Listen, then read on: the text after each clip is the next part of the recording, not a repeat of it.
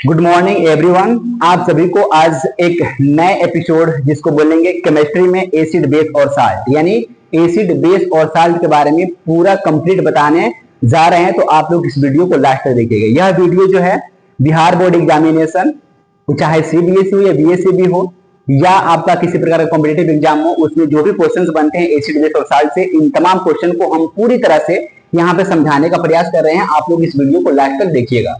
सबसे पहले हम बात करेंगे इसमें एसिड के बारे में। एसिड जो होता है इसको हम लोग हिंदी में बोलते हैं अम्ल बोलेंगे। एसिड जो है यह लैटिन शब्द, एसिड जो है यह लैटिन शब्द एसिडस, एसिडस से बना है। एसिडस जिसका अर्थ होता है खट्टा होता है, जिसका अर्थ क्या होता है? खट्टा होता है। यानी वैसे पदार्थ जो स्वाद में कैसे होते हैं? खट्टे होते हैं। जिसको चखने के बाद से कैसा होता है? खट्टा महसूस होता है या खट्टा फील होता है, उसे क्या बोलेंगे? एसिड बोलेंगे। जैसे हम क्या करते हैं, नींबू को खाते हैं और इमली हो गया, और उसके बाद से बहुत ऐसे पदार्थ होते हैं जिसको खाने के बाद से हम लोग खट्टापन महसूस करते हैं, यानी सावर टेस्ट आता है या सावर टेस्ट आता है, उसको हम लोग क्या बोलते हैं? अम्ल बोलते हैं। यानी वैसा पदार्थ जो स्वाद में कैसा होता है? खट्टा होता है, उसे क्या बोलेंगे? अम्ल बोलेंगे। इसके एग्जांपल्स की बात करेंगे तो यहाँ पे हो जाएगा HCl हो जाएगा, फिर उसके बाद से HNO3 हो जाएगा, फिर उसके बाद से H2SO4 हो जाएगा, फिर उसके बाद से यहाँ पे HNO2 हो जाएगा। ये यहाँ पे हमने कुछ एसिड का यहाँ पे एग्जांपल्स लिखा है। इसमें हम क्या बोलेंगे? इसको HCl को हाइड्रोक्लोरिक एसिड बोलेंगे, इसको नाइट्रिक एसिड बोलेंगे। ये हमारा हो गया सल्फ्यूरिक एसिड, ये हमारा क्या हो गया? नाइट्रस एसिड हो गया। ये तरह तरह क्या हो गया? एसिड हो गया। अब बात करते हैं एसिड की विशेषताएं, यानी अम्ल जो होती है इसकी विशेषताएं, इसके गुण क्या है। तो अम्ल जो होता है ये स्वाद में कैसा होता है? तो अम्ल जो होता है ये स्वाद में, स्वाद बोले तो टेस्ट, स्वाद में कैसा होता है? तो अभी हमने बता दिया, अम्ल जो होता है इसका स्वाद जो होता है खट्टा, खट्टा बोले तो सावर, यानी हम किसी पदार्थ को खा रहे हैं और खाने में कैसा लग रहा है? खट्टा लग रहा है, तो क्या है? अम्ल है। और सेकंड जो है, अम्ल का पीएच वैल्यू जो होता है ना 7 से कम होता है, 7 से कम होता है, जो कि पीएच स्केल वाले क्लास में हम पूरी तरह से समझा दिए थे कि किसी अम्लीय विलयन का पीएच मान कितना होता है? 7 से कम होता है। 7 से जितना कम होगा वह विलयन कितना होगा? उतना ही अम्लीय होगा। तो यहाँ पे पीएच वैल्यू जो हो गया, यहाँ पे अम्ल क्या होगा? 7 से कम होता है, 7 से कम होता है। फिर बात करते हैं नीले लिटमस पत्र। लिटमस क्या होता है? तो यह क्या करता है? तो अम्लीयता, यानी कोई अम्ल और क्षार की पहचान करने के लिए हम क्या करते हैं? लिटमस पेपर का यूज करते हैं। यह सूचक में आता है, जो कि हम एक अलग से वीडियो बना देंगे इस पे कि सूचक क्या है और इसमें तुम्हारा लिटमस क्या है। लेकिन यहाँ पे सिर्फ हम बता रहे हैं क्या कि अम्ल जो होते हैं ये नीले लिटमस पत्र को कैसे कर देते हैं? तो नीले लिटमस पत्र को लाल कर देते हैं, लाल करते हैं। और इसका जलीय विलयन जो होता है ना विद्युत का चालन करता है। अम्ल जो होता है इसका जलीय विलयन जो होता है विद्युत का चालन करता है, अर्थात यह विद्युत अपघट्य होते हैं। अम्ल क्या होते हैं? तो विद्युत अपघट्य होते हैं, क्योंकि इनका जलीय विलयन जो होता है विद्युत का चालन करता है। आरहेनियस के अनुसार किसे बोलेंगे? तो आरहेनियस के अनुसार अम्ल उसे बोलते हैं जिसको जल में घोलने के बाद क्या करता है? काफी ज्यादा मात्रा में, कम मात्रा में हाइड्रोजन आयन को रिलीज करता है। आयन जो होते हैं दो प्रकार से होते हैं, एक जो होता है धन आयन, दूसरे क्या होता है? ऋण आयन। तो यहाँ पे हम अम्ल में देखेंगे तो यदि हम किसी पदार्थ को जल में डाल रहे हैं, डालने के बाद से क्या हो रहा है? वो ज्यादा मात्रा में हाइड्रोजन आयन को रिलीज कर रहा है, तो बोलेंगे यहाँ पे कि वो क्या है? अम्ल है। जैसे यहाँ पे बात समझाई दे रहे हैं, यहाँ पे यह एक हमारा सॉल्यूशन है, यह हमारा क्या हो गया? एक सॉल्यूशन हो गया। यहाँ पे हमने इस पानी में हमने क्या किया? इस पानी में हमने HCl को डाला। किसको डाला? HCl को। अब HCl क्या होगा ना, HCl पानी में डालते ही क्या होगा? यह H प्लस आयन और क्या करेगा? Cl माइनस को रिलीज करेगा। तो यहाँ पे H प्लस आयन हो गया। इसका मतलब क्या है? HCl जो है ये एक प्रकार का अम्ल है। ठीक उसी प्रकार से किसी प्रकार के जो अम्लीय पदार्थ हम जल में डालेंगे ना, तो वो जो होगा हाइड्रोजन आयन को रिलीज करेगा। ये बात बताते हैं आरहेनियस। तो आरहेनियस के अनुसार अम्ल किसे बोलेंगे? तो वैसे पदार्थ जिसको जल में डालने के बाद से क्या करता है? हाइड्रोजन आयन को रिलीज करता है, उसे क्या बोलेंगे? हम अम्ल बोलेंगे।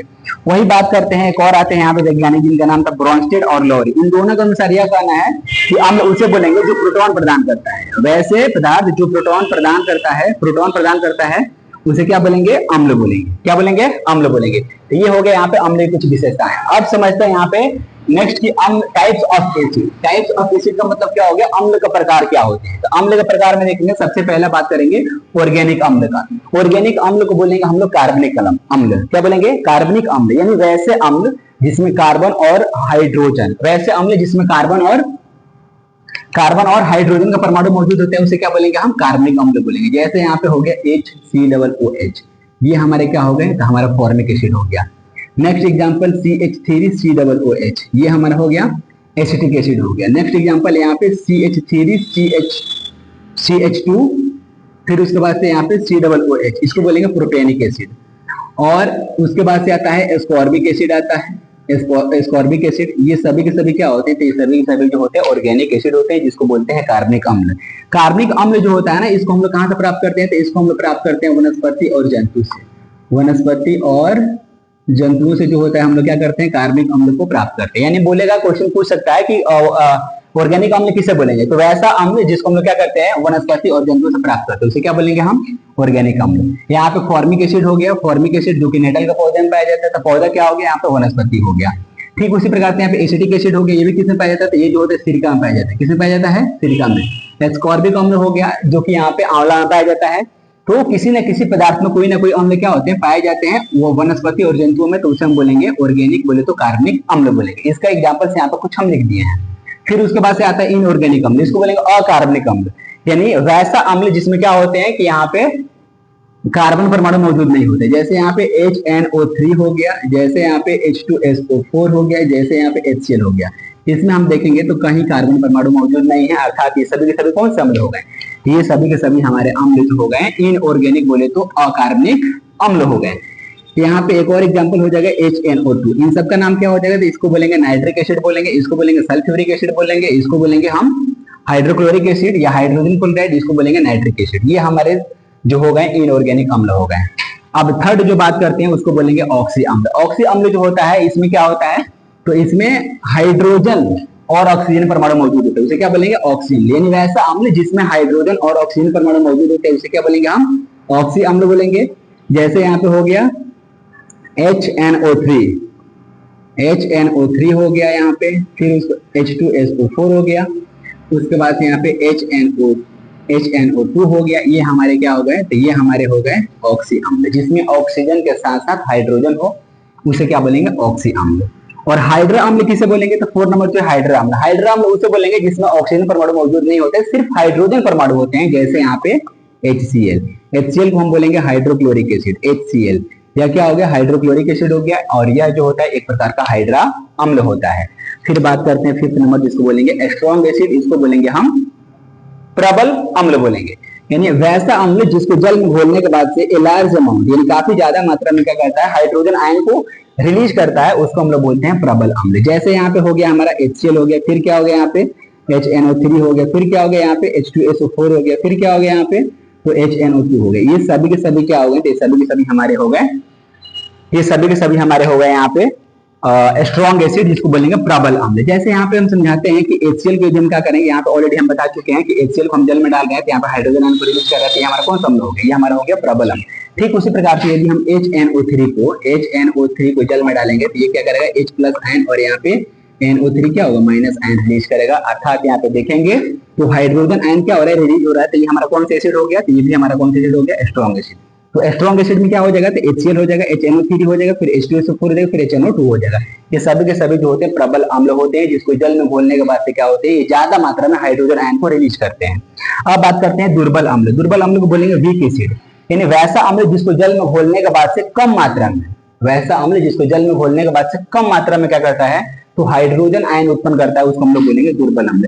जितने भी ऑर्गेनिक अम्ल होते हैं सभी के सभी क्या होते हैं, सभी के सभी हमारे दुर्बल अम्ल होते हैं। जैसे यहाँ पे HCOOH, इसको बोलेंगे फॉर्मिक एसिड, CH3COOH, इसको बोलेंगे एसिटिक एसिड। और उसके बाद से यहाँ पे लिखे हैं CH3 हो गया, फिर CH2COOH, इसको बोलेंगे प्रोपेनिक एसिड। ये सभी के सभी कौन सा अम्ल हो गए, ये सभी के सभी हमारा, ये सभी के सभी हमारे हो गए वीक एसिड हो गए। कौन से एसिड हो गए, वीक एसिड। यदि हम इसको डालेंगे, जैसे यहाँ पे CH3 हो गया, CH3COOH, ये हमारे वीक एसिड हो गए, जल में बोलेंगे तो क्या होगा, CH3COO माइनस प्लस क्या हो गया यहाँ पे हाइड्रोजन आयन, यानी कम मात्रा में क्या होगा यहाँ पे हाइड्रोजन आयन रिलीज होगा, तो वो हमारा क्या हो जाएगा, वीक एसिड हो जाएगा। क्या हो जाएगा, वीक एसिड।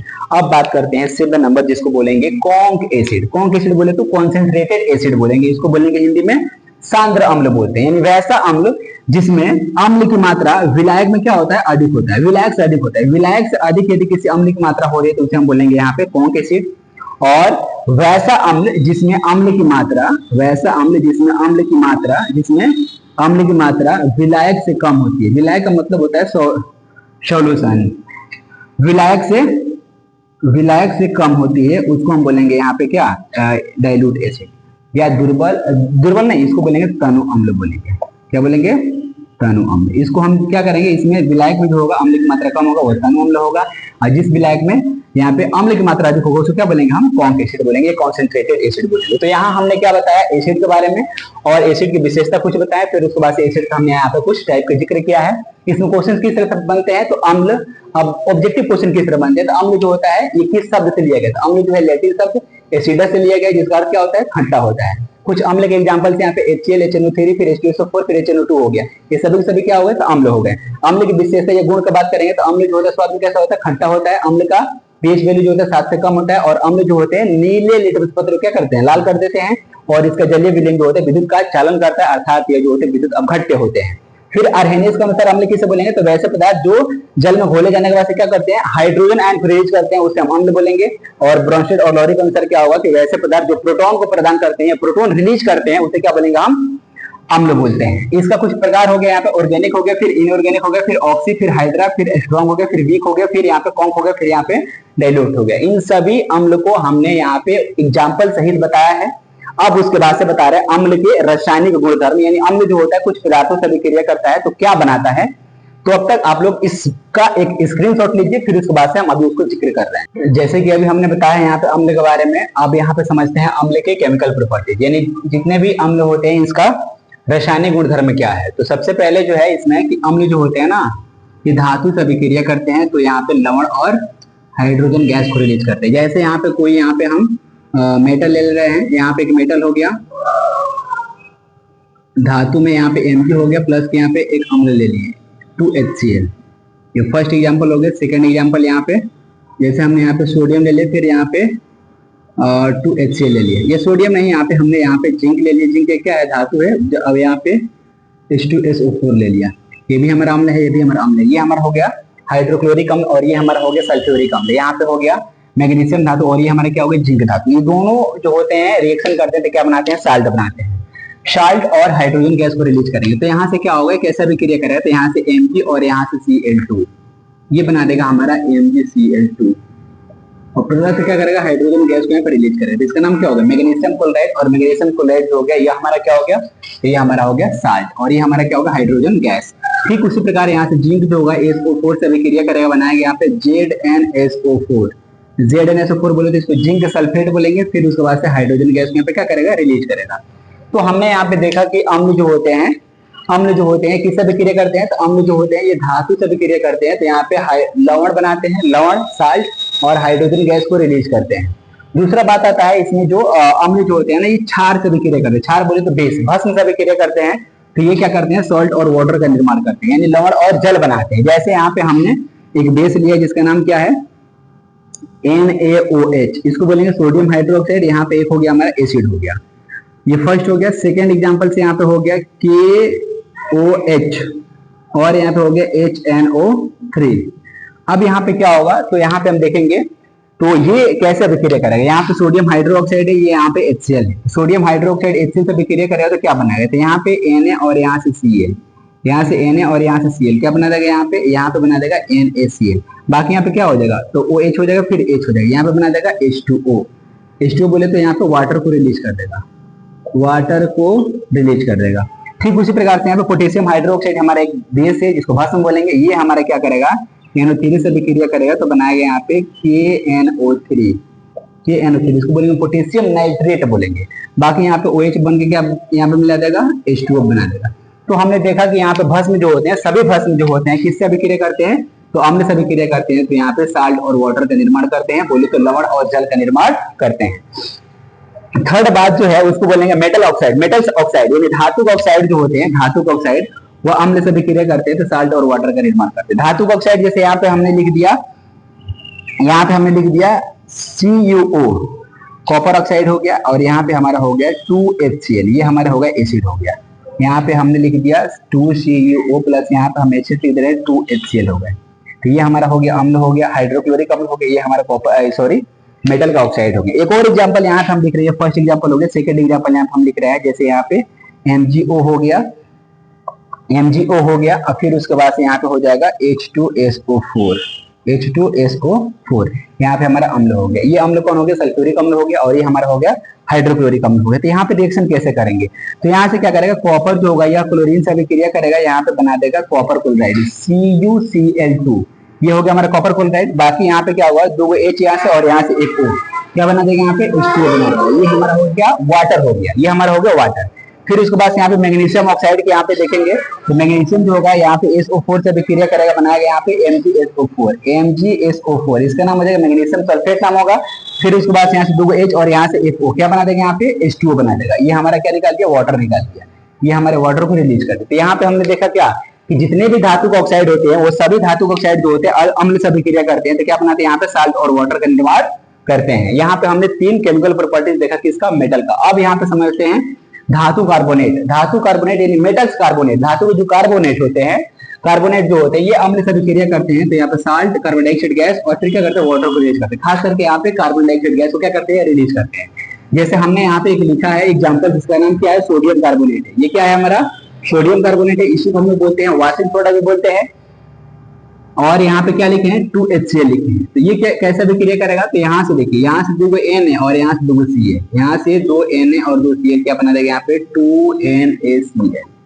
अब प्लस के क्या हो जाएगा, तो यहाँ से 2 H और यहाँ से एक O, क्या बना देगा यहाँ पे प्लस के यहाँ पे बना देगा H2O, वाटर निकाल दिया। बाकी क्या बच जाएगा, तो यहाँ पे CO2 बच जाएगा, CO2। ये हमारा हो गया कार्बन डाइऑक्साइड गैस निकल रहा है। ये हमारा क्या निकल रहा है, तो कार्बन डाइऑक्साइड गैस निकल रहा है, कार्बन डाइऑक्साइड गैस। यानी हमने देखा कि धातु के जो कार्बोनेट होते हैं अम्ल से अभिक्रिया करते हैं तो साल्ट और वाटर फिर क्या करते हैं, यहाँ पे CO2 बोले तो कार्बन डाइऑक्साइड गैस को रिलीज कर रहे हैं। अब यहाँ पे लास्ट में हम देखेंगे कुछ यहाँ पे अम्ल का उपयोग समझते हैं। यहाँ पे सबसे पहले बात बता दें, यहाँ पे HCl हाइड्रोक्लोरिक अम्ल। हाइड्रोक्लोरिक अम्ल जो होता है इसका उपयोग कहाँ किया जाता है, तो हाइड्रोक्लोरिक अम्ल का उपयोग जो होता है वस्त्र निर्माण, यानी विभिन्न प्रकार के वस्त्रों का निर्माण हम लोग क्या करते हैं, हाइड्रोक्लोरिक अम्ल का उपयोग करते हैं। फिर उसके बाद से खाद्य और चर्म उद्योग, चर्म उद्योग का मतलब चमड़ा इंडस्ट्री, चमड़े से संबंधित जो सामग्रियां बनती हैं उसको हम लोग बोलते हैं चर्म उद्योग बोलते हैं या खाद्य उद्योग बोलेंगे। वहां पे हम लोग जो होता है HCl का यूज करते हैं। HCl क्या होता है, तो HCl जो होता है हमारा एक प्रकार का मेटल होता है। फिर उसके बाद से बात करते हैं HNO3, इसको बोलेंगे नाइट्रिक एसिड बोलेंगे। नाइट्रिक एसिड जो होता है इसका उपयोग कहाँ करते हैं, इसका उपयोग जो होता है हम लोग विस्फोटक के रूप में करते हैं। विस्फोटक जो भी मैंने बड़े बड़े बम बनते हैं वहां पे जो होता है हम लोग इसका इस्तेमाल करते हैं। फिर उसके बाद से प्लास्टिक हो गया। फिर उसके बाद हम लोग क्या करते हैं, रंजक, रंजक को बोलते हैं डाई, जो क्या करता है तो अम्लता और क्षारीयता को रंग निर्धारण करने का काम करता है, उसी को बोलते हैं रंजक। जैसे सूचक जो होता है एक प्रकार का क्या होता है, रंजक होता है। सूचक जो होता है एक प्रकार का रंजक होता है जो किसी अम्लीय और भस्मीय व्यंजन के रंग को निर्धारण करने का काम करता है। तो वहां पे हम लोग क्या करते हैं, HNO3 का यूज करते हैं। फिर बात करते हैं H2SO4। H2SO4 बोले तो सल्फ्यूरिक अम्ल। सल्फ्यूरिक अम्ल का इस्तेमाल जो होता है उर्वरक, उर्वरक में तो क्या खाद जैसे यूरिया, इन सब जगहों पे क्या करते हैं हम लोग सल्फ्यूरिक अम्ल का उपयोग करते हैं। और इसका उपयोग जो होता है पेंट, जो भी मैंने पेंट हम पेंट देखते हैं लोग, उन सभी पेंटों में जो होता है सल्फ्यूरिक अम्ल होते हैं। और प्लास्टिक निर्माण में जो होता है हम लोग सल्फ्यूरिक अम्ल का उपयोग करते हैं। तो यहाँ पे हमने बताया कि यहाँ पे केमिकल प्रॉपर्टीज जो यहाँ पे अम्ल होते हैं ये धातु से विक्रिया करेंगे तो यहाँ पे क्या बनाएंगे, साल्ट और हाइड्रोजन गैस को रिलीज करेंगे। फिर उसके बाद से बेस से विक्रिया करेंगे तो साल्ट और वाटर बनाएंगे। फिर वहां पे धातु ऑक्साइड से विक्रिया करेंगे तो यहाँ पे क्या करेंगे, साल्ट और वाटर बनाएंगे। फिर उसके बाद से धातु कार्बोनेट से विक्रिया करेंगे तो क्या बनाएंगे यहाँ पे साल्ट, उसके बाद से वाटर। फिर लास्ट में क्या करेंगे यहाँ पे, या पहले ही क्या करेंगे CO2 गैस को रिलीज करेंगे। यहाँ पे हमने इसका उपयोग दे दिया। अब यहाँ पे एक और बात समझने वाली है कि सभी अम्लों में क्या समान होता है, जितने भी अम्ल होते हैं उसमें समान क्या होता है। तो सभी अम्लों में समान क्या होता है, तो सभी अम्लों में अगर इस तरह क्वेश्चन बने सभी अम्लों में क्या होता है, तो सभी अम्लों में जो होता है हाइड्रोजन आयन क्या होते हैं, समान होते हैं। अब हम यदि किसी अम्ल को पानी में डालेंगे तो अगर प्रबल होगा तो ज्यादा मात्रा में हाइड्रोजन आयन को रिलीज करेगा और कम होगा तो यहाँ पे क्या करेगा, कम मात्रा में हाइड्रोजन आयन को रिलीज करेगा। तो हम बोल सकते हैं कि सभी अम्लों में क्या होते हैं, तो सभी अम्लों में यहाँ पे सभी अम्लों में हाइड्रोजन आयन क्या होता है, एक समान होता है। एक और बात यहाँ से आती है कि जल की अनुपस्थिति में अम्ल का व्यवहार जो होता है अम्लीय क्यों नहीं होता है। तो आप बताइए, जितने भी अम्ल हैं ये जल में क्रिया करके क्या करते हैं, हाइड्रोजन आयन को रिलीज करते हैं। जब वहां पे जल अनुपस्थिति हो तो फिर जल की अनुपस्थिति में अम्ल का व्यवहार जो होगा अम्लीय नहीं होगा। इसलिए इस क्वेश्चन को आप इस तरीके से बना सकते हैं कि जल की अनुपस्थिति में अम्ल का व्यवहार जो होता है अम्लीय इसलिए नहीं होता है क्योंकि हम जानते हैं कि जल की उपस्थिति में ही अम्ल जो होते हैं अपने प्रॉपर्टीज को फॉलो करते हैं, अपने प्रॉपर्टीज अपने गुण को दिखाते हैं, दर्शाते हैं। इस प्रकार से हमने यहाँ पे अम्ल क्या है उसकी विशेषता और उसके बाद से यहाँ पे इसके रासायनिक गुणधर्म, फिर इसके बाद से इसका उपयोग। अभी हमने जस्ट अम्ल के बारे में, अम्ल के रासायनिक गुणधर्म के बारे में हमने बताया है। अब यहाँ पे समझ लेते हैं कि अम्ल, यहाँ पे बहुत सारे अम्ल लिखे हैं और ये उसका क्या हो गया फॉर्मूला और ये इसका हो गया स्रोत। यानी अम्ल जो होते हैं, जैसे मान लो कि यहाँ पे हमने लिखा हुआ है कि नींबू और संतरा, नींबू और संतरा में कौन सा अम्ल पाया जाएगा, तो साइट्रिक एसिड पाया जाता है। इसका सूत्र क्या होता है, C6H8O7 होता है। फिर उसके बाद यहाँ पे आंवला और अमरूद हो गया, तो आंवला और अमरूद में कौन सा अम्ल पाए जाते हैं, इसमें पाया जाता है एस्कॉर्बिक अम्ल। और सभी प्रकार के खट्टे पदार्थों में जो होते हैं ना स्कॉर्बिक अम्ल बोले तो विटामिन सी जो होता है ना, विटामिन सी का केमिकल नाम क्या होता है? स्कॉर्बिक अम्ल होता है। अर्थात बोल सकते हैं कि सभी प्रकार के खट्टे पदार्थों में कौन सा अम्ल पाया जाता है? स्कॉर्बिक अम्ल। तो यहाँ पे आंवला और अमरूद में कौन सा अम्ल पाया जाएगा? स्कॉर्बिक अम्ल। सूत्र क्या होगा? C6H8O6 होगा। फिर उसके बाद से बात करते हैं फॉर्मिक एसिड। तो फॉर्मिक एसिड में आ जाता है यहाँ पे, फॉर्मिक एसिड जो होता है ये कहाँ पाया जाता है? तो यह पाया जाता है हमारा चींटी के डंग और बिच्छू के डंग, फिर यहाँ पे नेटल का पौधे, इस सब में कौन सा एसिड पाया जाएगा? Formic acid. इसका सूत्र क्या होता है? HCOOH। इसी को हम लोग बोलते हैं मिथेनोइक एसिड। क्या बोलेंगे? Methanoic acid. अब बात करते हैं टार्टेरिक अम्ल। यह जो होता है अंगूर और इमली में पाया जाता है। अंगूर और इमली में पाया जाने वाला अम्ल क्या हो गया? टार्टेरिक एसिड हो गया। इसका सूत्र क्या होता है? C4H6O6 होता है।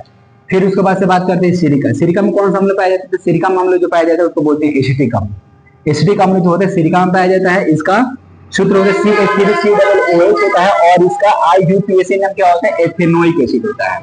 फिर उसके बाद से बात करेंगे यहाँ पे पालक और टमाटर का। पालक और टमाटर जो होता है ना इसमें ऑक्जेलिक अम्ल पाया जाता है। इसका सूत्र क्या होता है? C2H2O4 होता है। ये हमारा हो गया यहाँ पे ऑक्जेलिक अम्ल। फिर बात करते हैं मैलिक एसिड का। मैलिक एसिड जो होता है इसका सूत्र होता है C4H6O5 होता है और यह जो होता है सेब में पाया जाने वाला क्या होते हैं? अम्ल होते हैं। फिर बात करते हैं यहाँ पे खट्टे दूध यानी सावर मिल्क हो गया, फिर और दही। खट्टे दूध और दही में कौन सा अम्ल? तो यहाँ पे पाया जाता है लैक्टिक अम्ल, जिसका सूत्र क्या होता है?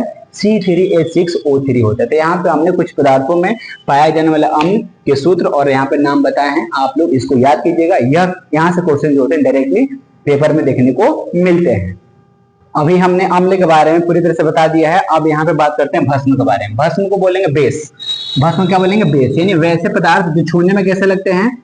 जो छूने में एकदम चिकने लगते हैं। वैसे पदार्थ जो छूने में चिकने और स्वाद में कैसे लगते हैं? तो स्वाद में लगते हैं कड़वे। ये सभी के सभी क्या होते हैं? भस्म होते हैं। यानी कुछ ऐसे पदार्थ होते हैं जो छूने में कैसा लगता है? चिकना, और स्वाद में कैसा लगता है? कड़वा लगता है। उसे क्या बोलेंगे? भस्म बोलेंगे।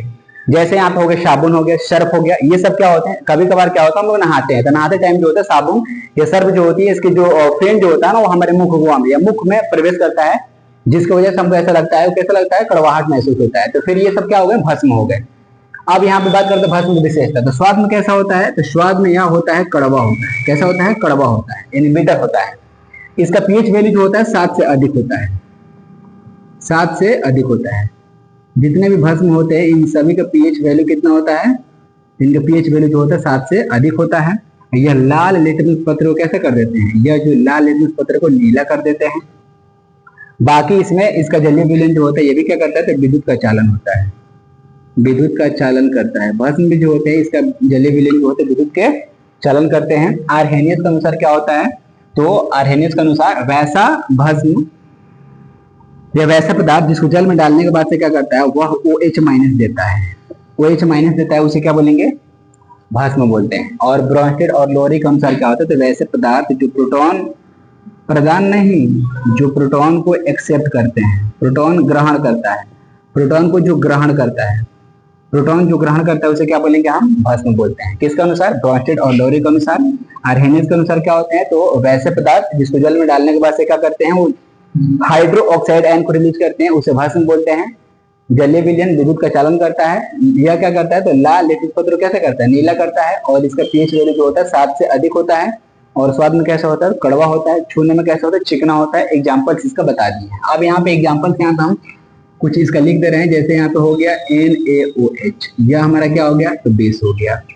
KOH हो गया। फिर उसके बाद से यहाँ पे MgOH2 हो गया, जिसको मिल्क ऑफ मैग्नीशिया बोलेंगे। फिर यहाँ पे होता है CaOH2, बुझा हुआ चूना, कैल्शियम हाइड्रोक्साइड बोलेंगे। फिर उसके बाद से यहाँ पे आता है लिथियम हाइड्रोक्साइड। लिथियम हाइड्रोक्साइड ये हमारे सभी के सभी क्या हो गए? ये सभी के सभी हमारे भस्म हो गए या क्षार हो गए। भस्म हो गए या क्षार बोलेंगे इसी को।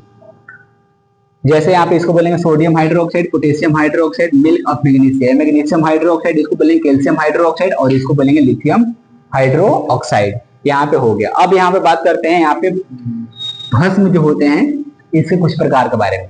सबसे पहले जो होता है स्ट्रॉन्ग बेस, इसको बोलेंगे प्रबल भस्म। यानी वैसा भस्म जिसको जल में घोलने के बाद से क्या करता है? वो ज्यादा मात्रा में पूरी तरह से क्या होता है? आयनित होता है और ज्यादा मात्रा में क्या करता है? तो हाइड्रो ऑक्साइड आयन को रिलीज करता है। उसे क्या बोलेंगे हम? प्रबल भस्म बोलते हैं। जैसे यहाँ पे एक प्रयोग द्वारा देखिए, यहाँ पे यह हमारा हो गया एक बीकर है।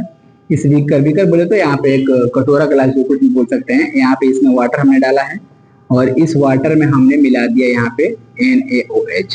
तो जब हम क्या करेंगे NaOH को क्या करेंगे, हम डालेंगे किसमें, जल में, तो यह जो होगा यहाँ पे Na प्लस और क्या करेगा OH माइनस रिलीज करेगा ये लार्ज अमाउंट में। तो ये हमारा क्या हो गया, प्रबल भस्म हो गया। प्रबल भस्म के एग्जांपल क्या हो गए, तो यहाँ पे NaOH सोडियम हाइड्रोक्साइड और यहाँ पे KOH, ये दोनों के दोनों जो है हमारे क्या है, ये दोनों के दोनों प्रबल भस्म है। और ये इसको हम इन दोनों को बोलते हैं हम लोग कास्टिक सोडा भी बोलते हैं, कास्टिक सोडा बोलते हैं। कास्टिक सोडा जो होता है इन्हीं दोनों को बोला जाता है, सोडा लाइम भी बोला जाता है। वीक एसिड उसे बोलेंगे कि वैसा भस्म जो क्या करते हैं, कम मात्रा में क्या करते हैं, हाइड्रोक्साइड आयन को रिलीज करते हैं, उसे बोलेंगे वीक या दुर्बल भस्म बोलेंगे। जैसे इसके एग्जांपल हो जाएगा यहाँ पे तो MgOH2, फिर क्या हो जाएगा CaOH2, फिर उसके बाद से यहाँ पे हो जाएगा LiOH2 हो जाएगा। ये सभी के सभी क्या हो जाएंगे, तो सभी के सभी हमारे हो जाते हैं दुर्बल भस्म हो जाते हैं। सांद्र भस्म बोले तो कौन भस्म किसे बोलेंगे, तो कंक भस्म उसे बोलेंगे जिसमें क्या होती है कि किसी विलायक में भस्म की मात्रा क्या होती है, अधिक होती है, उसे हम बोलेंगे कौंक भस्म। जैसे यहाँ पे हमारा NaOH क्या हो जाएगा, तो NaOH जो हो जाएगा यह एक प्रकार का हमारा कौंक भस्म हो जाएगा। डाइल्यूट भस्म की बात करेंगे जिसमें क्या होगी कि भस्म की मात्रा, जिसमें भस्म की मात्रा जो होगी, भस्म की मात्रा जो होगी विलायक से क्या होगी, कम होगी, विलायक से क्या होगी, विलायक से होगी कम, उसे क्या बोलेंगे हम, उसे हम बोलेंगे तनु भस्म। तनु भस्म तनु क्षार बोलते हैं। हम क्या बताने जा रहे हैं, अब बताने जा रहे हैं यहाँ पे केमिकल प्रॉपर्टीज ऑफ भस्म। कुछ इसके रासायनिक गुणधर्म होते हैं भस्म के, यानी भस्म जो होता है ना ये कुछ धातु से, सभी धातुओं से नहीं, भस्म ऐसे जो होते हैं धातु से अभिक्रिया नहीं करता है, लेकिन भस्म जो होता है कुछ धातु जैसे जिंक से अभिक्रिया करता है, तो यहाँ पे सोडियम जिंकेट बनाता है Na2ZnO2 और यहाँ पे हाइड्रोजन गैस को क्या करता है, रिलीज करता है। ये फर्स्ट बात हो गया। सेकंड बात जो होता है कि जितने भी भस्म होते हैं ये सब अम्ल से अभिक्रिया करते हैं, तभी बताया है साल्ट और वाटर बनाते हैं। तो यहाँ पे क्या हो जाएगा, यहाँ पे हो जाएगा Na2SO4 और प्लस से क्या हो जाएगा 2H2O, ये हमारा हो गया सोडियम सल्फेट हो गया, और हमारा यहाँ पे क्या हो गया, वाटर का रिलीज कर दिया। फिर यहाँ पे K हो जाएगा NO3 से अभिक्रिया करेगा, यहाँ पे क्या बना देगा, यहाँ पे बना देगा KNO3 पोटेशियम नाइट्रेट, बाकी क्या बच जाएगा H और OH, ये क्या बना देगा H2O बना देगा। तो यहाँ पे हो गया साल्ट, फिर ये क्या होगा हमारा वाटर। फिर उसके बाद से यहाँ पे क्या होते हैं कि भस्म, भस्म बोले तो इसका नाम क्या हो जाएगा, इसका नाम होगा कैल्शियम हाइड्रोक्साइड, कैल्शियम हाइड्रोक्साइड, इसी को बोलते हैं बूझा हुआ चूना, बूझा हुआ चूना, कैल्शियम हाइड्रोक्साइड। बूझे हुए चूने को क्या करते हैं, तो अधातु ऑक्साइड, अधातु ऑक्साइड यहाँ पे कार्बन डाइऑक्साइड गैस है, इसके साथ अभिक्रिया कराते हैं, तो यह बनाता है हमारा क्या, तो CaCO3 प्लस के बनाएगा यहाँ पे क्या H2O बनाएगा, प्लस के बनाएगा यहाँ पे H2O, ये इसका नाम क्या होगा, तो इसका नाम होगा calcium carbonate, calcium carbonate. Calcium carbonate ये जो होता है ना, जो चौक होते हैं ना, चौक जो ब्लैक बोर्ड पे लिखे जाते हैं, उसका सूत्र क्या होता है, कैल्शियम कार्बोनेट ही होता है। इसका सूत्र क्या होता है, CaCO3 होता है। तो यहाँ पे कैल्शियम हाइड्रोक्साइड जो है ये अधातु ऑक्साइड से विक्रिया किया, तो यहाँ पे लवण और क्या बनाया, जल बनाया। तो यहाँ पे ये कुछ रहा यहाँ पे भस्म के यहाँ पे रासायनिक गुणधर्म। अब बात करते हैं यहाँ पे कि भस्म का उपयोग कहाँ करते हैं। तो यहाँ पे भस्म का उपयोग जो होता है, फर्स्ट हो गया यहाँ पे मिल्क ऑफ मैग्नीशिया, इसको बोलेंगे मैग्नीशियम हाइड्रोक्साइड। मैग्नीशियम हाइड्रोक्साइड या मिल्क ऑफ मैग्नीशिया जो होता है, इसका यूज जो होता है एंटासिड मेडिसिन में किया जाता है। एंटासिड मेडिसिन क्या होता है, तो यह एक ऐसा मेडिसिन होता है जब हम लोग क्या होता है, गैस पेट में गैस सब होती है ना, अम्लता अम्ल बढ़ती है, तो उसको उदासीन करने के लिए हम लोग एंटासिड मेडिसिन का यूज करते हैं। इस मेडिसिन में क्या आता है, तो इस मेडिसिन में आता है एसिलॉक आता है, एसिलॉक आ जाएगा, फिर उसके बाद से एसिलॉक आरडी आता है, एसिलॉक आरडी आता है, फिर उसके बाद से डाइजीन आ जाता है, फिर उसके बाद से क्या आ जाएगा, डाइजीन आ जाएगा, फिर उसके बाद से यहाँ पे आ जाएगा पेंटअप DSR आ जाएगा, फिर उसके बाद से यहाँ पे आ जाएगा साइरा डी आ जाएगा। ये सभी के सभी क्या है, सभी के सभी एंटासिड मेडिसिन है, यानी हमारे पेट में बढ़ रही अम्लता को कम करने का काम कौन करते हैं, तो एंटासिड मेडिसिन करते हैं। और उन्हीं मेडिसिन में हम लोग किसका इस्तेमाल करते हैं, तो मिल्क ऑफ मैग्नीशिया। इसका रंग जो होता है सफेद होता है, मिल्क ऑफ मैग्नीशिया जो होता है ना, इसका रंग जो होता है कैसा होता है, सफेद होता है, और यह हमारा जो होता है द्रव अवस्था में भी मिलता है। किसमें अवस्था में, द्रव अवस्था में पाया जाता है या मिलता है। इसका रंग होता है सफेद, इसका यूज करते हैं एंटासिड मेडिसिन में। नेक्स्ट जो होता है sodium hydroxide.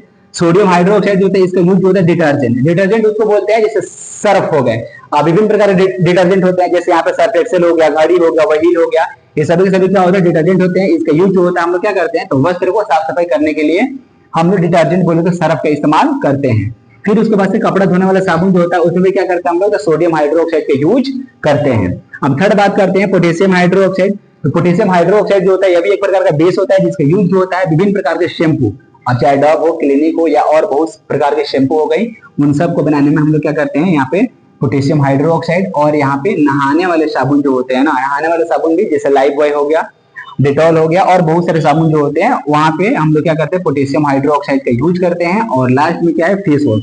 Face wash different type के फेस वॉश जो होते हैं ना, उसमें भी हम लोग क्या करते हैं, यहाँ पे पोटेशियम हाइड्रोक्साइड का यूज करते हैं। ये हमारा क्या होगा, बेस हो गया। अब बात करते हैं यहाँ पे कैल्शियम हाइड्रोक्साइड। कैल्शियम हाइड्रोक्साइड को बोलते हैं बुझा हुआ चूना। इसका यूज करते हैं मिट्टी में मौजूद अम्लीयता को दूर करने के लिए। जब मिट्टी में क्या होती है, किसी कारणवश से अम्ल की मात्रा बढ़ जाती है, किसी कारणवश से क्या है, जब एसिड रेन होती है तो मिट्टी की अम्लता बढ़ती है, तो उसको उदासीन करने के लिए हम लोग खेतों में क्या डालते हैं, तो यहाँ पे कैल्शियम हाइड्रोक्साइड या भूजा हुआ चूना डालते हैं, जिसकी वजह से मिट्टी की अम्लता दूर होती है, फिर क्या होती है, वह शांत होती है। अब यहाँ पे हमने बता दिया है एसिड के बारे में पूरा। अभी हमने यहाँ पे अम्ल और क्षार के बारे में बताया। अब यहाँ पे बता रहे हैं लवण के बारे में। लवण को बोलेंगे इंग्लिश में साल्ट बोलेंगे। साल्ट जो होता है ये अम्ल और क्षार के मिलने से बना होता है, यानी acid base, acid plus base equal to क्या होगा, साल्ट और वाटर होगा।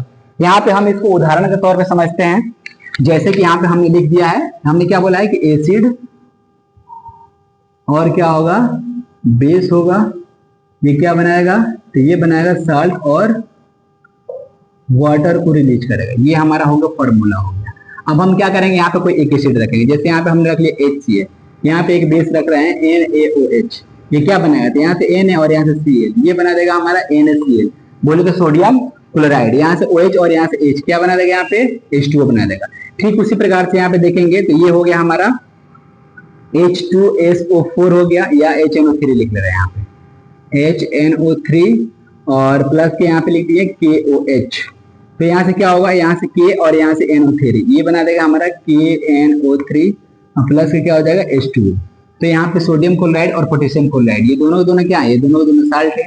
बाकी इधर क्या है, वाटर है, और ये हमारा क्या है, बेस है, और ये हमारा क्या है, एसिड। यानी हम लवण में क्या करते हैं कि जब एसिड की अभिक्रिया किससे कराते हैं, बेस से, तो ऑटोमेटिक क्या होता है, लवण की प्राप्ति होती है। अब बात करते हैं यहाँ पे कुछ इसकी विशेषता के बारे में, यानी लवण जो होती है इसके कुछ विशेषताएं के बारे में। ऐसे में इसकी विशेषता तो काफी ज्यादा नहीं होती है, लेकिन इसमें इसकी विशेषता जो होती है, सबसे पहले जो स्वाद को लेकर है, तो स्वाद जो होता है इसका कैसा होता है, नमकीन होता है।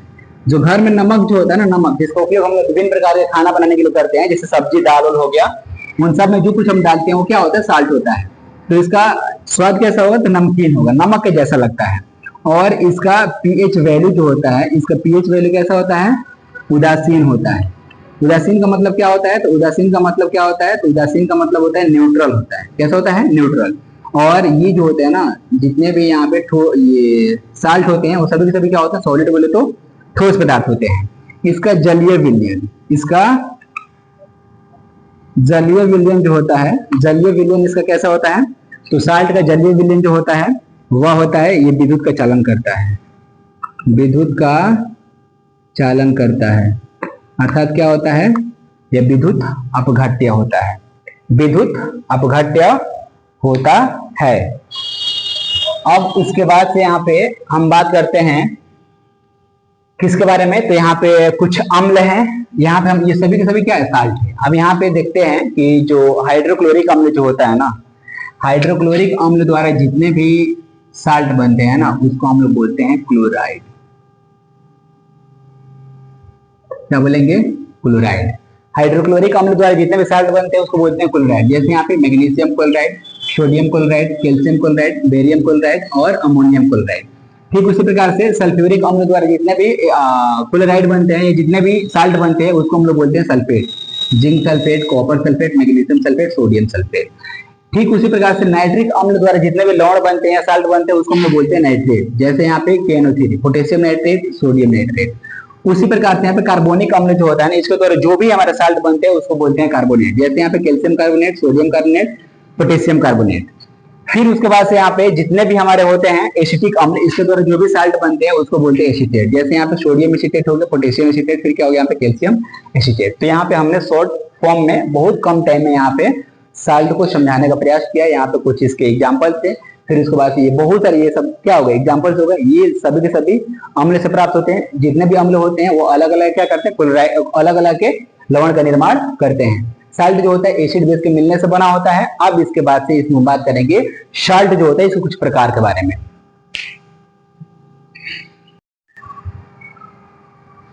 अभी हमने यहाँ पे साल्ट के बारे में बताया है। अब यहाँ पे साल्ट के हम प्रकार के बारे में समझते हैं। साल्ट जो होते हैं बेसिकली इसके 4 प्रकार होते हैं। एक जो होता है सामान्य लवण होता है, दूसरे जो होता है अम्लीय लवण होता है, तीसरे जो होता है उसको हम बोलेंगे भास्मिक लवण, और चौथा जो होता है इसको हम लोग बोलते हैं द्विक लवण। यहाँ पे अम्ल कितने प्रकार, सॉरी लवण कितने प्रकार हो गए, 4 प्रकार हो गए। सामान्य हो गया, अम्लीय, भास्मिक और फिर क्या हो गया, द्विक लवण हो गया। अब बात करते हैं सामान्य लवण का।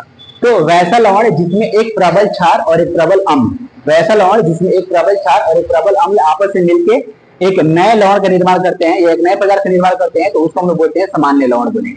जैसे यहाँ पे बात करेंगे तो ये हमारा हो गया क्या, यहाँ से हो गया NaOH और यहाँ से हो गया HCl। ये क्या बना दिया, यहाँ पे NaCl बना दिया। ठीक उसी प्रकार से यहाँ पे KOH है, फिर और HCl है, यहाँ पे बना दिया KCl, पोटेशियम क्लोराइड।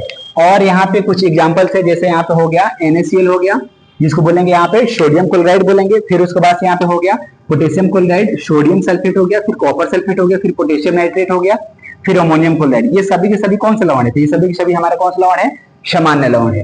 अब बात करते हैं अम्लीय लवण को। तो अम्लीय लवण में क्या होता है कि अम्लीय लवण में इसमें एक क्षार जो होता है किसी अम्ल से हाइड्रोजन को हटा के यहाँ पे लवण की प्राप्ति करता है। जैसे यहाँ पे सोडियम सल्फेट हो गया, फिर यहाँ पे सोडियम हाइड्रोजन फॉस्फेट हो गया। ये दोनों के दोनों कौन से लवण है, ये दोनों के दोनों हमारे अम्लीय लवण है। और यहाँ पे इसका एग्जांपल है NaHCO3, जिसको बोलेंगे सोडियम हाइड्रोजन कार्बोनेट, और यहाँ पे सोडियम हाइड्रोजन सल्फेट। ये दोनों के दोनों कौन से लवण है, ये दोनों के दोनों हमारे अम्लीय लवण है। भास्मिक लवण जिसको क्षारीय लवण भी बोलते हैं, यह लवण जो होता है इसमें क्या होता है कि एक प्रबल अम्ल होता है, दूसरा क्या होता है दुर्बल क्षार होता है। इसके मिलने से जो भी लवण प्राप्त होते हैं उसको हम क्या बोलेंगे, भास्मिक लवण बोलेंगे। जैसे इसका एग्जांपल यहाँ पे लिख दिए हैं, BaOH होल Cl हो गया, BiOH होल 2Cl हो गया, MgOH होल Cl हो गया, फिर उसके बाद से CaOH होल Cl हो गया। ये जो भी यहाँ पे सर्कल किए सभी सभी कौन से लवण है, सभी सभी हमारे भास्मिक लवण है। अब बात करते हैं यहाँ पे द्विक लवण का। द्विक लवण को बोलते हैं डबल साल्ट बोलते हैं। यह जो होता है दो लवणों के मिलने से बना होता है। जब दो लवण आपस में कंबाइन करते हैं और एक नए लवण का निर्माण करते हैं या एक नए और बड़े लवण का निर्माण करते हैं, उसे हम क्या बोलेंगे, द्विक लवण बोलेंगे। जैसे यहाँ पे K2SO4.Al2SO4.3.24H2O, इसको हम लोग बोलते हैं पोटासियम। पोटासियम वही जो हम लोग क्या करते हैं हजामती दाढ़ी बनवाने के बाद से क्या करते हैं उसको लगाते हैं, जिसको फिटकरी बोलते हैं। ये हमारा हो गया पोटेशियम का सूत्र हो गया, जो कि क्या है एक प्रकार का द्विक लवण होता है।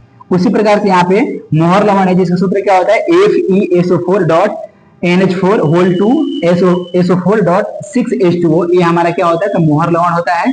ये दोनों के दोनों हमारे कौन से लवण होते थे, दोनों के दोनों हमारे जो होते हैं द्विक लवण होते हैं। द्विक लवण में क्या होता है कि दो लवण आपस में कंबाइन करते हैं और एक नए और बड़े लवण का निर्माण करते हैं। तो यहाँ पे हमने लवण के 4 प्रकार सामान्य, अम्लीय, भास्मिक और क्षारीय द्विक लवण के बारे में यहाँ पे बताया है। अब यहाँ पे कुछ लवण जो इंपॉर्टेंट लवण है जिसका उपयोग हम अपने दैनिक जीवन में करते हैं, उसके बारे में हम यहाँ पे 1 by 1 जिक्र कर रहे हैं।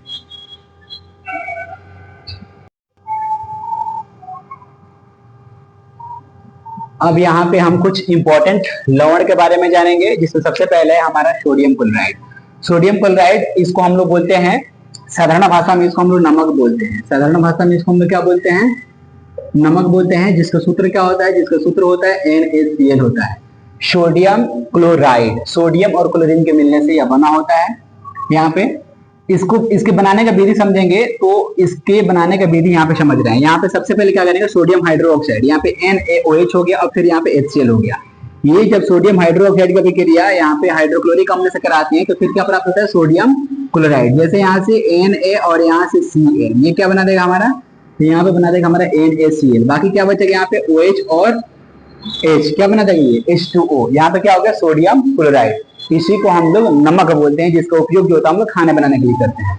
अब इसका उपयोग समझते हैं, तो इसका उपयोग क्या होता है, तो इसका उपयोग जो होता है सोडियम हाइड्रोजन कार्बोनेट हो गया, जिसको हम लोग क्या बोलेंगे, बेकिंग सोडा या खाने वाला सोडा बोलते हैं। फिर जो होता है सोडियम कार्बोनेट, जिसको वॉशिंग सोडा बोलेंगे, कपड़ा धोने के लिए करते हैं इसका यूज। फिर उसके बाद से HCl। इन तीनों के निर्माण में जो होता है हम लोग क्या करते हैं, सोडियम क्लोराइड का उपयोग करते हैं। और तो और इसका उपयोग जो होता है हम लोग विभिन्न प्रकार के भोजन, जैसे यहाँ पे पकौड़ा, पकौड़ी, कचौड़ा, और यहाँ पे दाल चावल नहीं, दाल हो जाएगा, फिर सब्जी हो जाएगा, और तरह तरह के भोज्य पदार्थ जो होते हैं उन सबको बनाने के लिए क्या करते हैं, नमक का इस्तेमाल करते हैं। ये उसके बाद से इसका उपयोग जो होता है अचार बनाने के लिए किया जाता है। और इसका उपयोग जो होता है यहाँ पे साबुन के निर्माण, साबुन निर्माण में जो होता है ना, इसका उपयोग किया जाता है। फिर उसके बाद से इसका उपयोग जो होता है बर्फ को पिघलाने के लिए। जो ठंडीले क्षेत्र होते हैं, बर्फीले क्षेत्र वाले स्थान होते हैं जहाँ पे बर्फ की मात्रा काफी ज्यादा गिरती है, जिसकी वजह से क्या होता है, सड़क पर काफी ज्यादा मात्रा में बर्फ जमा हो जाता है, जिसकी वजह से लोगों को वहां पे आने जाने में क्या होती है, दिक्कतें होती हैं। तो उस टाइप के बर्फ को पिघलाने के लिए हम लोग क्या करते हैं, सोडियम क्लोराइड का इस्तेमाल करते हैं। सोडियम क्लोराइड मतलब इतना खतरनाक होता है ना, जैसे आप यहाँ पे देखिएगा तो सोडियम जो है अपने आप में क्या है, या एक मतलब क्रियाशील क्या है, एक धातु है जो कि वायु के संपर्क में आ जाए, या यहाँ पे हम क्या बोल सकते हैं कि पानी के संपर्क में आए तो धमाका करता है। और क्लोरीन भी क्या होता है, अपने आप में खतरनाक होता है। लेकिन इन दोनों को मिलने से जो सोडियम क्लोराइड बनता है ना, जिसको हम लोग क्या बोलते हैं, नमक, ये बहुत ही, ये इन दोनों से भी ज्यादा खतरनाक होता है। जब कभी भी क्या होता है, जब हम लोग खाना वाना बनाते हैं ना, तो खाना वाना बनाते समय क्या होता है, यदि नमक ज्यादा हो जाए फिर भी बोली सुनना पड़ता है, नमक कम हो जाए फिर भी दिक्कत होती है। इसलिए ये जो होता है ना, इसका लेवल खाने में डालना मतलब एकदम बराबर हिसाब से डालना, ताकि खाना जो स्वादिष्ट हो सके। इसका लेवल बढ़ेगा घटेगा, दोनों कंडीशन में जो होता है, घर वाले जो खाना बनाते हैं उनको मतलब डांट मिलनी ही मिलनी है, ये बात फिक्स है।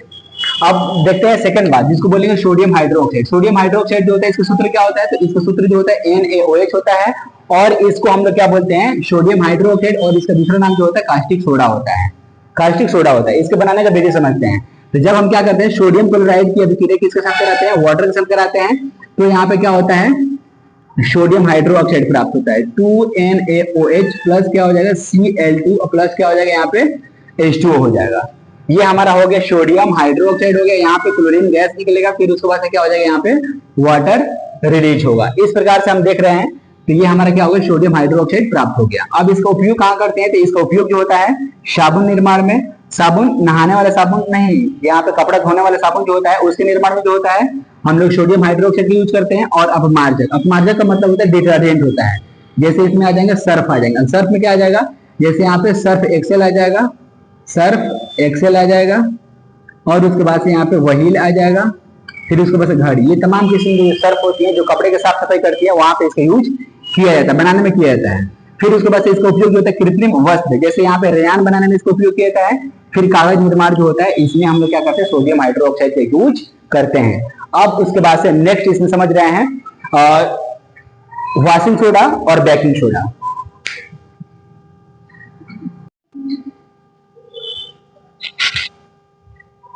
तो अभी यहाँ हमने सोडियम क्लोराइड और सोडियम हाइड्रोक्साइड के बारे में बताया। अब यहाँ पे बताएंगे, यहाँ पे आप बताएंगे वॉशिंग सोडा। क्या बताएंगे, वॉशिंग सोडा। वॉशिंग सोडा को हम क्या बोलेंगे, धुआं सोडा बोलते हैं, जिसका सूत्र क्या होता है, तो Na2CO3 डॉट क्या होता है, 10H2O होता है। इसका व्यापारिक नाम जो होता है क्या होता है, धुआं सोडा, यानी कपड़ा धोने वाले सोडा जो होते हैं ना, उसी को बोलते हैं वॉशिंग सोडा। इसका केमिकल नेम क्या होता है, इसका केमिकल नेम जो होता है सोडियम कार्बोनेट होता है। अब बात करते हैं इसके बनाने के विधि के। तो बनाने के लिए सोडियम कार्बोनेट वॉशिंग सोडा को बनाने के लिए 3 चरण में क्या होता है, या वॉशिंग सोडा जो होता है तैयार होता है। सबसे पहले का स्टेप में क्या करते हैं हम लोग कि सोडियम क्लोराइड और अमोनिया, फिर वाटर और कार्बन डाइऑक्साइड गैस, इन चारों के मिश्रण को हम लोग क्या करते हैं, एक साथ मिला दें। तो सबसे पहले यहाँ प्राप्त होता है सोडियम हाइड्रोजन कार्बोनेट। इसका नाम क्या है, सोडियम हाइड्रोजन कार्बोनेट प्राप्त होता है। और फिर इस सोडियम हाइड्रोजन कार्बोनेट को क्या करते हैं, गर्म करते हैं। तो फिर यहाँ पे क्या प्राप्त होता है, सोडियम कार्बोनेट प्राप्त होता है।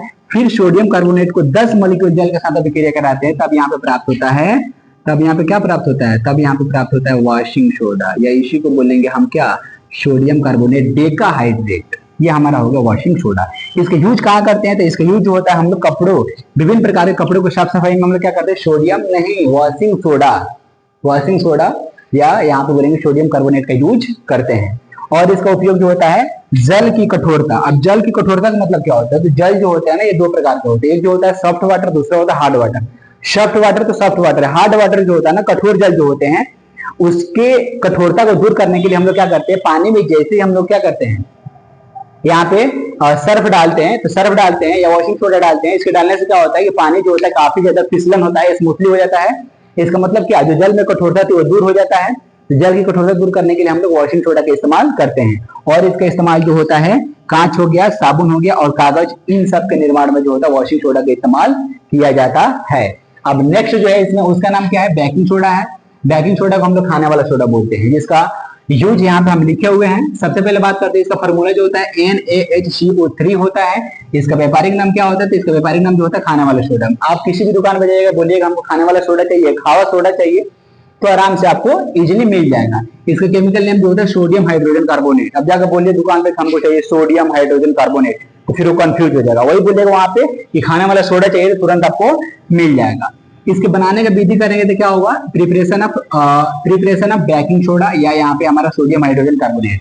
तो सबसे पहले वही बात, इसका जो फर्स्ट स्टेप था यहाँ पे लिखे है ना, NaCl, फिर NH3H2O, फिर CO2। वही बात लिखे यहाँ पे सोडियम क्लोराइड, फिर यहाँ पे अमोनिया, और क्या हो गया यहाँ पे वाटर, फिर क्या हुआ CO2 कार्बन डाइऑक्साइड गैस। यानी इन चारों के मिश्रण जो होते हैं ना, ये आपस में संयोग करते फिर बनाते हैं यहाँ पे ये हमारा तैयार होता है यहाँ पे बेकिंग सोडा। क्या होता है? Baking soda.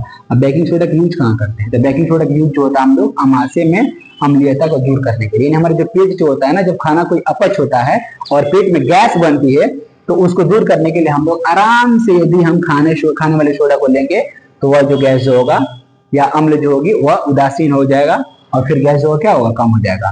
फिर उसके बाद से बात करते हैं इसका उपयोग जो होता है विभिन्न प्रकार के यहाँ पे केक, विभिन्न प्रकार के यहाँ पे ब्रेड, विभिन्न प्रकार का पुआ, पकौड़ी, कचौड़ी, पूड़ा, पूड़ी, इस सबको फुलाने और जल्दीबाजी में बनाए शीघ्रता से पकाने के लिए हम लोग क्या करते हैं यहाँ पे?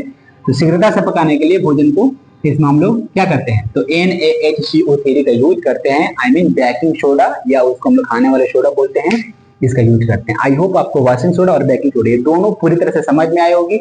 जहां भी आपको थोड़ी सी दिक्कत, ये समस्याएं उत्पन्न हो रही है, आप प्लीज कमेंट में बताइए हमें, हम इसको फिर से समझाने के, कमेंट में जवाब देने का प्रयास करेंगे। अब उसके बाद से बताते हैं यहाँ पे ब्लीचिंग पाउडर, और उसके बाद से यहाँ पे प्लास्टर ऑफ पेरिस, जिसको बोलते हैं POP।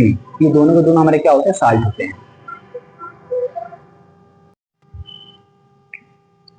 अभी हमने जस्ट वॉशिंग सोडा और बेकिंग सोडा का बारे में बताया। अब यहाँ पे बताने जा रहे हैं ब्लीचिंग पाउडर, जिसको बोलेंगे विरंजक चूर्ण, और दूसरा हो गया प्लास्टर ऑफ पेरिस, जिसको बोलेंगे POP। सबसे पहले बात करते हैं ब्लीचिंग पाउडर का। ब्लीचिंग पाउडर जो होता है, इसका सूत्र होता है CaOCl होलसेल होता है। इसका व्यापारिक नाम जो होता है ब्लीचिंग पाउडर के नाम से मार्केट में बिकता है। इसका केमिकल नेम जो होता है कैल्शियम ऑक्सीक्लोराइड होता है। और इसके बनाने की विधि क्या होता है? तो जब हम क्या करते हैं, कैल्शियम हाइड्रोक्साइड को क्लोरीन के साथ अभी करिए 40 डिग्री टेम्परेचर पर कराते हैं, तो यहाँ पे प्राप्त होता है CaOCl होल, क्या होगा? Cl प्लस क्या होगा यहाँ पे? H2O। ये हमारा क्या हो जाएगा? तो ये हमारा हो जाएगा यहाँ पे, ये हमारा हो जाएगा यहाँ पे ब्लीचिंग पाउडर हो जाएगा। ये हमारा हो जाएगा यहाँ पे ब्लीचिंग पाउडर हो जाएगा।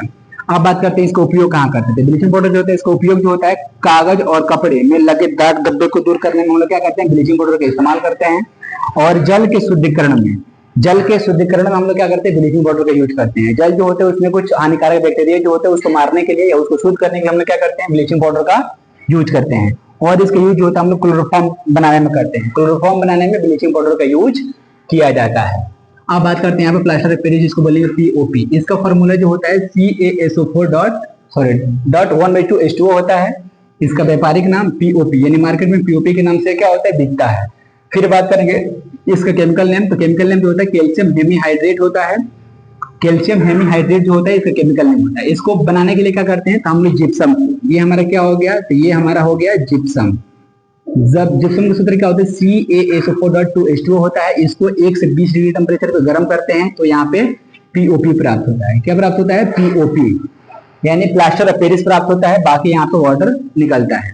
प्लास्टर ऑफ पेरिस का उपयोग कहाँ करते थे? इसका उपयोग जो होता है हम लोग टूटी फूटी हड्डियों, यानी हमारा हड्डी किसी कारणवश से क्या होता है? टूटता है, तो हम लोग क्या करते हैं? उसको प्लास्टर कराते हैं। प्लास्टर वही होता है, POP होता है, जिसकी वजह से टूटी फूटी हड्डी जो होती है इसको ठीक ठाक किया जाता है। तो टूटी फूटी हड्डियों को मरम्मत करने के लिए हम लोग क्या करते हैं? POP का यूज करते हैं। और इसका यूज जो होता है खिलौना और मूर्ति बनाने में हम लोग क्या करते हैं? POP का इस्तेमाल करते हैं। और इसका इस्तेमाल जो होता है दीवार को चिकना करने के लिए। जो भी घर आजकल बन रहे हैं उसमें प्लास्टर के बाद से हम उस दीवार को पूरी तरह से चिकना करने के लिए हम लोग किसका यूज कर रहे हैं? तो POP का यूज कर रहे हैं। किसका? POP। और छत में तरह तरह के डिजाइन बनाने के लिए हम लोग क्या कर रहे हैं? POP का इस्तेमाल कर रहे हैं। तो हमने पूरी तरह से यहाँ पे डिफरेंट टाइप के साल्ट, जिसमें कौन कौन था? सोडियम क्लोराइड था, सोडियम हाइड्रोक्साइड था, फिर उसके बाद से यहाँ पे हमारा क्या था? तो वॉशिंग सोडा था, फिर बेकिंग सोडा था, फिर क्या था? ब्लीचिंग पाउडर था, फिर क्या था? POP था। ये सब जो है साल्ट के प्रकार है और इसका उपयोग हमारे दैनिक जीवन में खूब है। तो आई होप आपको एसिड, बेस और साल्ट ये तीनों टॉपिक्स पूरी तरह से समझ में आया होगा। अब हम मिलते हैं नेक्स्ट वीडियो में, तब तक के लिए हृदय की गहराई से आपको थैंक यू। इस वीडियो को लास्ट तक देखिएगा। जो भी दिक्कत होगी आप कमेंट कीजिएगा, हम उसको देखेंगे, फिर उसके बाद से हम उसमें सुधार करने का प्रयास करेंगे।